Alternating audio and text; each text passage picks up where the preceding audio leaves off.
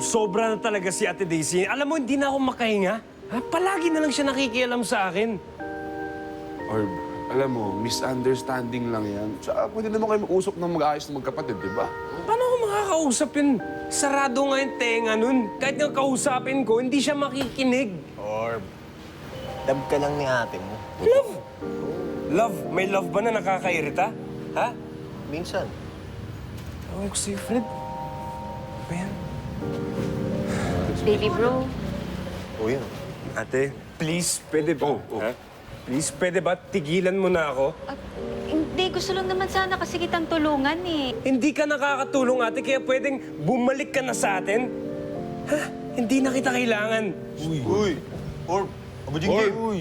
Buding-ding! Dingding! Dingding! Baby bro!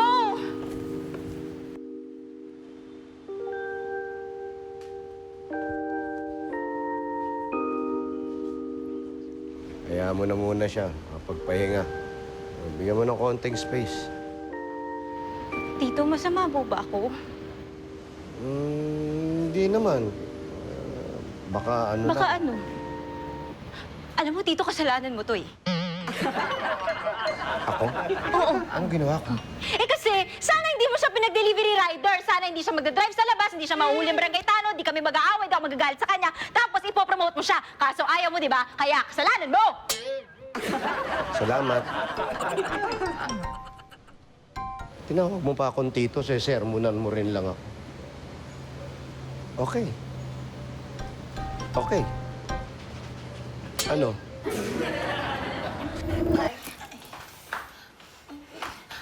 Grabe siya magsalita.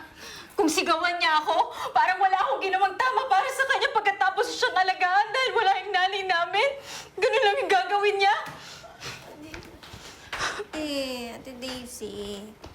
Sure naman ako, hindi mini-mini do yun. Baka nabigla lang yun. Nadala sa galit. Oo nga, Ate Daisy.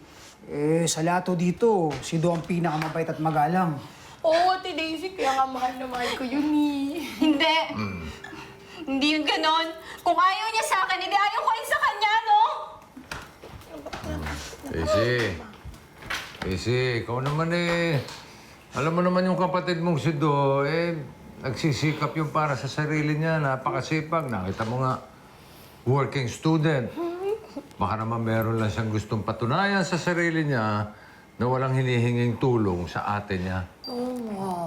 Boss Easy, naiintindihan ko naman po yun. Kaya alam, di ko lang maiwasan na masaktan pa rin. Siyempre, di ba, mahal na mahal ko siya, tapos sisigawan lang niya ako. Mahal ko din. Huwag kang mag-alala. Para sa'yo, kakausapin ko si Do na makapag-usap kayo ng mahusay. Okay? Tahan na, ate. Don't cry na. Alam niyo, nung bata pa yun, sobrang masasakitin nun. Naalala ko nung bata yun, hikain. Kaya nga lagi akong napupuyat kasi tinatapik ko siya sa likod para makahinga siya.